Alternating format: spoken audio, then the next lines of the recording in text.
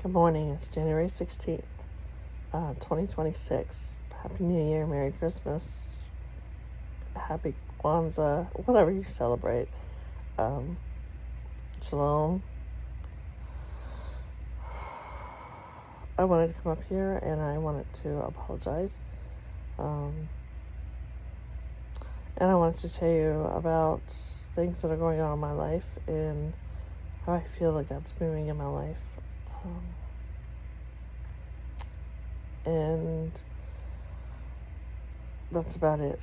So to begin with, affirmations. Remember that you are loved. You are amazing. You are awesome. You are unique. You are predestined. I still believe that. I still completely believe that.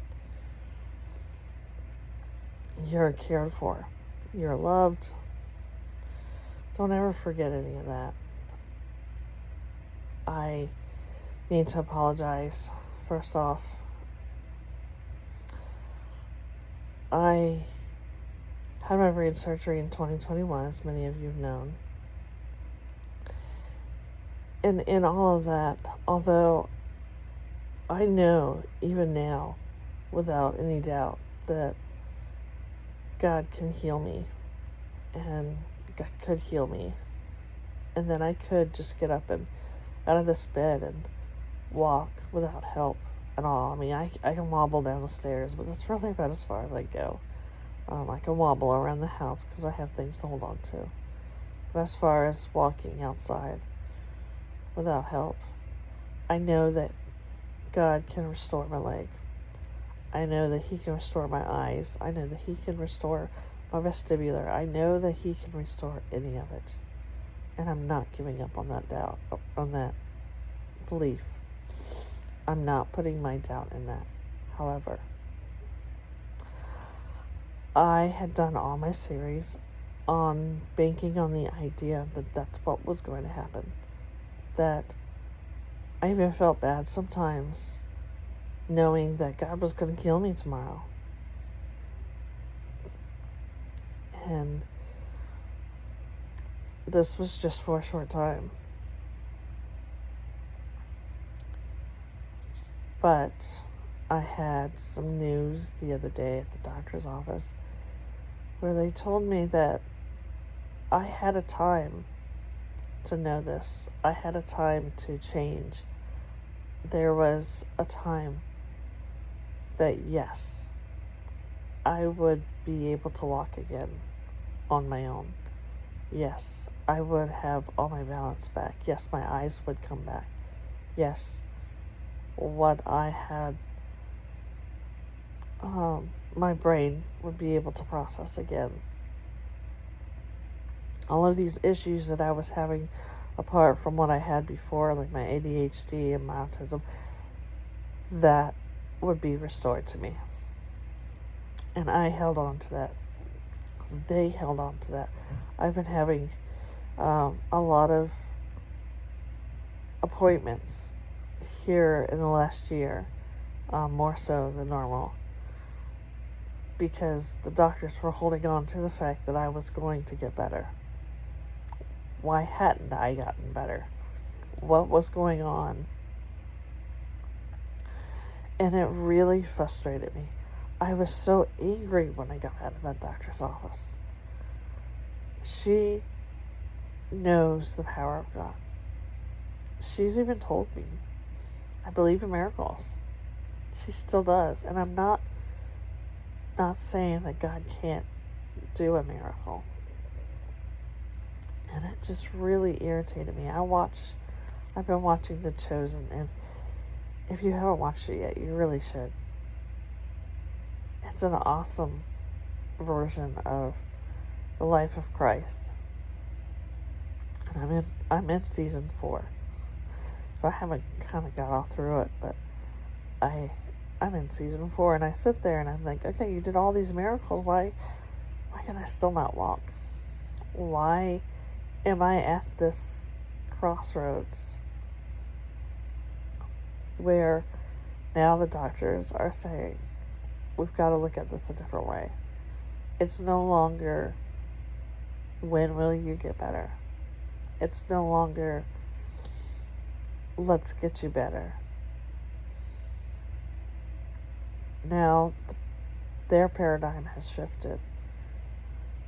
Okay, this is the way it is. Now what do we do? Now where do we go from here? I cried. I called my daughter and I cried. My daughter, who doesn't believe in God, I cried. Why would I have to do this? I told her, I said, I'm so sorry, honey. I want it so badly to go back to normal. So she wasn't upset every time she saw me. She could have the mother back that she had before she went away to college. I apologized to her because I couldn't come back. I was angry. Because why? The last time God healed me, I had a very low % chance that I would even survive the last time. And I did. And then I had an even lower chance that I would ever walk again. Not only did I walk, I could jump, I could run.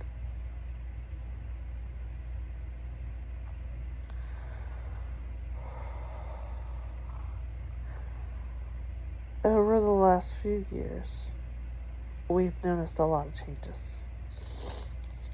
I went from being able to understand and read the Greek Bible. I loved Aramaic. I loved the Greek. I loved all of that. I was happy when people would say, well, that's great to me. I'll figure it out. Because great to me is something I understood. It was an out-of-the-box thought. And I totally got it. There are some words that I got stumped on, but for the most part, I loved Greek. I could tell you the whole Greek alphabet, what each letter actually meant.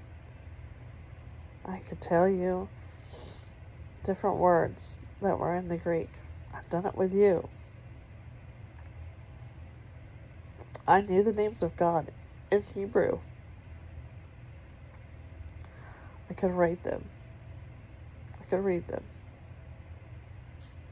I knew a few words in Aramaic, not many. I knew more in Hebrew than I knew in Aramaic. But I loved the idea of reading the Bible in the original languages. It was something that I could grasp. It's something that I could understand. It's something that I fully enjoyed. My children call me a nerd. I was a nerd when it came to that. The hermeneutics of the Bible, I loved it. And no, I didn't. Hey, look at me, I can do this. Because that's one thing that always irritated me with my mom. She's always out there. Hey, look at me. Look how beautiful I am. Look how awesome I am. Look the fact that I love Jesus. Da-da-da. I kept thinking of her as a Pharisee. That's how I see it, you know. My entire life, she would tell me how terrible of a person I am. And then she would turn around and tell everybody how much she loved Jesus. That's what threw me off in the first place. I didn't ever want to be like that. But I enjoyed being a nerd when it came to the Bible. I knew it. I could understand it, and I loved it. I loved it. I loved immersing myself in the Spirit. I loved being able to be there. And when I would hear languages spoken, I loved that I knew what it said. I was one of those people that could interpret dreams. I could interpret words, interpret languages. But as the years have grown after my surgery, I'm no longer able to understand the Greek. I don't remember the Greek alphabet. I don't remember the Hebrew alphabet. I can no longer say words in Hebrew or Greek, nor can I read them and understand them. I can no longer read the Bible. My devotions is so bleak. It's crazy. I can no longer understand what I'm reading in the English Bible, in any translation. I have said before that I have hooked on to Philippians 4 to think about good things. I have read that chapter over and over and over and over and over again. And the reason why is because it's the only one I really understand. It's the only one that I can process.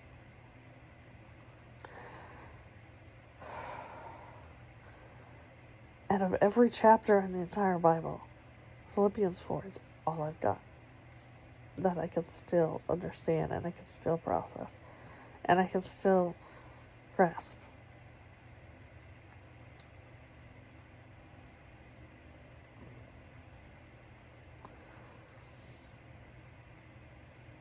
And that makes me so angry. I'm sorry. I can barely grasp what people are saying sometimes. My processing information is just not there. That's why I don't work anymore. I can't process the information anymore. There's days that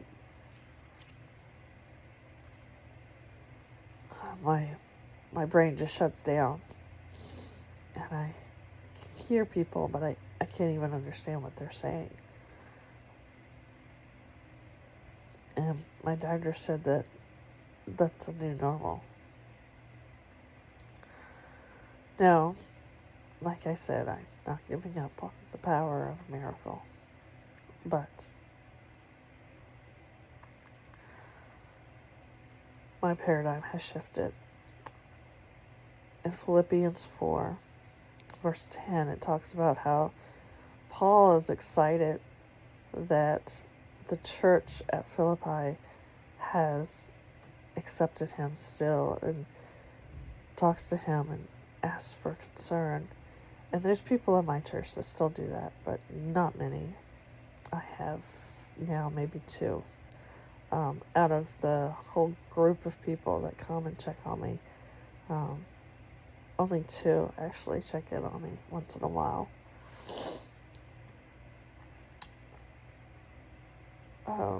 There's people on Facebook that actually still check in on me. People that I've never met before check in on me, and how I wish I could just go and meet them face to face one day. I would love to. I have friends that occasionally still check in on me to make sure I'm okay. Out of that, that's it. They're gone.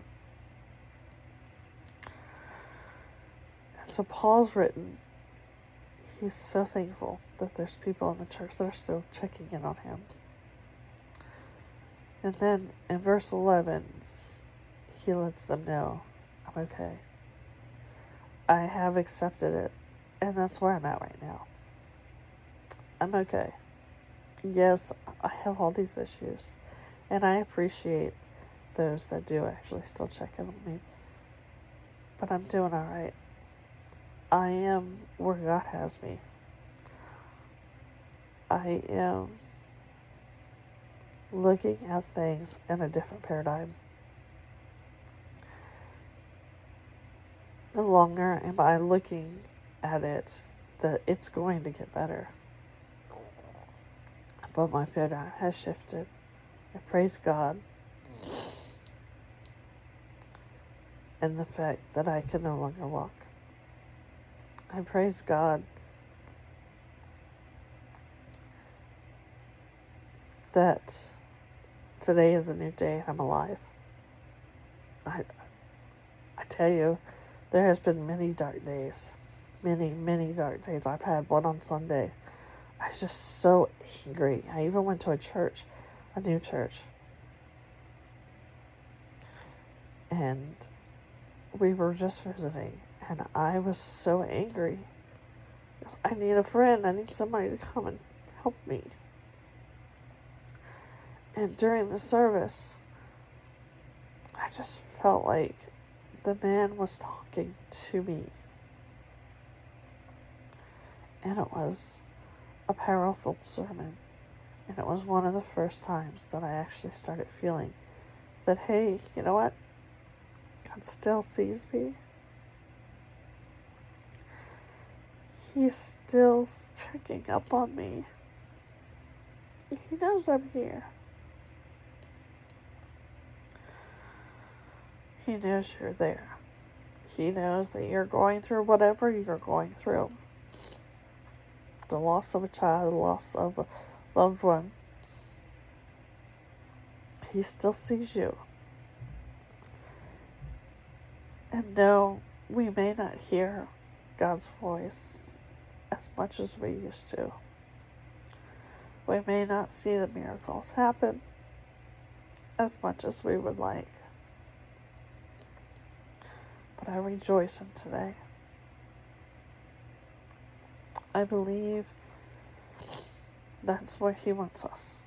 We may be in our chains, just as Paul was when he wrote this chapter, this book. But he was writing it to a group of people that he respected. And he wanted them to remember,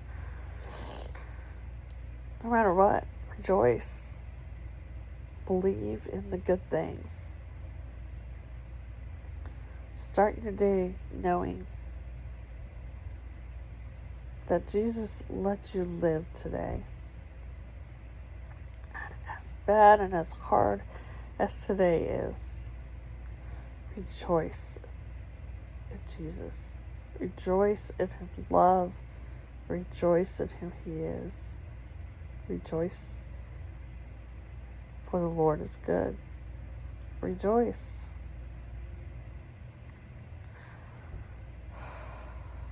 So, where am I at this point? I rejoice in the Lord. I am still thinking about the positive. Is it going to be a boring day? Oh, most likely. I sit at home and do almost nothing all day long. I'm learning to be a Mrs. Claus. There is a lady that I spoke to who is handicapped. She's actually in a full wheelchair. And she's Mrs. Claus. And I was like, wow, that's awesome. So, where am I from here? I can no longer teach. I would love to teach. That sounds great, but what am I going to teach? Because I can't process. My processing information doesn't work anymore. What are some good things that are coming out of this? Well, here's one. Unless I have a stroke, I won't get worse. I don't think I get to hold on to that. And 2, I don't have dementia. I don't have Alzheimer's. I don't have anything in my MRIs to show that I have either one of those. That's a good thing. Why do I say that? Because everybody in my family has it. Not so much my uncle, and I have an aunt who doesn't. But I have a couple aunts who don't. But for the most part, on my mom's side, that's something that has been a thing. Dementia and Alzheimer's just kind of runs in that side of the family. And my brain damage is in my cerebellum. It is not in my frontal lobe. So that won't happen.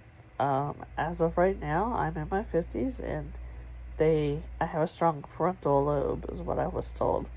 I think it's trying to make up for what my cerebellum can't. So that's a plus. And as far as not being able to process stuff, not being able to talk occasionally, my brain actually does take breaks. That is a plus as well, because evidently we all need a break once in a while, and my brain decides on its own, okay, well, we're going to take a break for a moment. And it might just be a few minutes, or it might be an hour or 2 hours or whatever, but there'll be days that my brain will need to take its moment. And sadly, I won't be able to process anything, or am I able to do anything that happened to me the other day?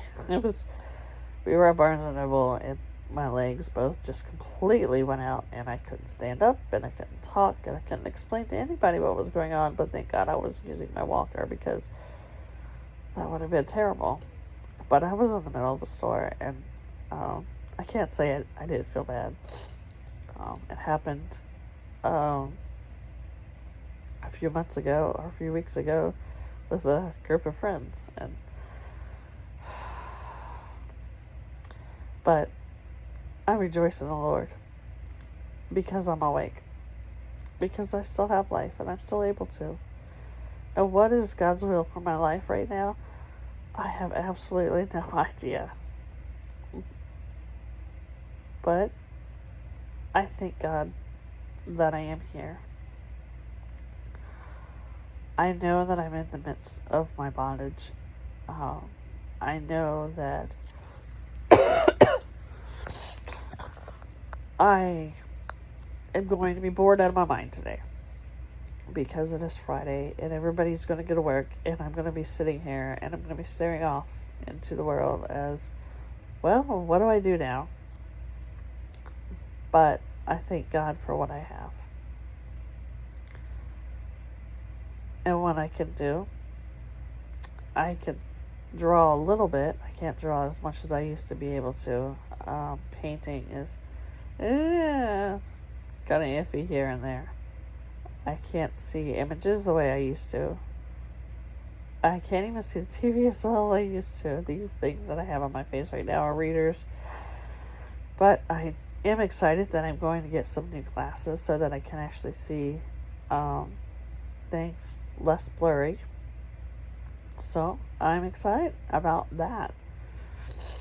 I'm excited that I get to hear my husband's voice, and my husband gets to hear mine. For the most part. I ask for your prayers for these next coming weeks.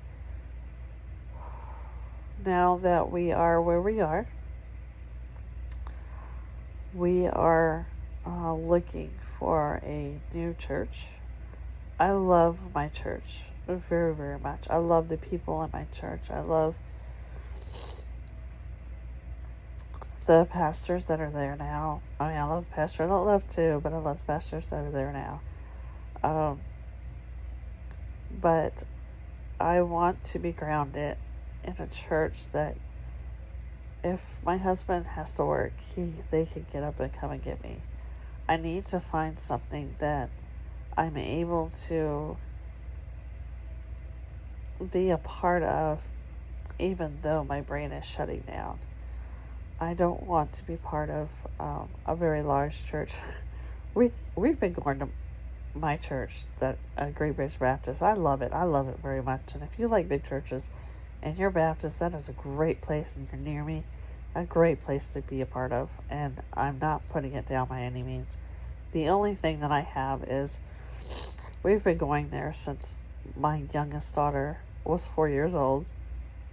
She's now 21. And we'll go in, and people will still say, "Oh, is this your first time?" I'm just like, no, not at all. We're members of this church, and we've been going for quite a while. And it's not that we hit here and there, but I sit there and I'm thinking, seriously? I literally came here the last 15 years, 12 years, however many years it's been. So, it's kind of unnerving. I feel like right now we're at a point, even my husband feels the same way. You know, if we miss a service or we miss this or that. We need to feel like we're still a part of something. No, I can no longer do the ministries of the churches. I can pray, but even then, my ADHD will kick in, and I have a prayer team that I am a part of through a church many miles away from here, but I can't do that with my church. I don't have the ability to stay on task. At least the one for many miles, I can actually do it through the day. But anyway, I can no longer do the food pantry. I can no longer do greeting because there's days that I may or may not be available to speak. There's days that I can't always get up and feel good. So being a part of a church like that is not where I can serve. I need to find a place where I can find the will of God. Small groups. I'm looking for a church that I can find small groups so that we can actually be a part of something that can help us in our task of finding the bars that need to go in my bathroom. It's no longer just putting a bar up there that's going to fall down in a few days. Now it's actually redoing the bathroom so that I can get into it easier. So these are things that I'm looking at now. God is still good. He is awesome. I still believe that He can heal me. But I am not looking at it that's what I'm waiting for. I'm not waiting for it. I'm praising God in the circumstance that I have right now. I'm praising God in today. I'm praising Him for tomorrow. And I'm believing that He knows where I'm at. I'm believing that He still sees me. I'm believing that He's going to make it all good. Because that's what He said. He said, you have your surgery. It's all going to be good. He didn't say I was going to walk. He said it was going to be good. And that's what I'm believing. That's what I'm grasping on right now. Yes, this is where I'm at. Thank God. Because He knows what's going to happen tomorrow. He knows what's going to happen today. And I'm going to rejoice. I'm going to rejoice. Praise God.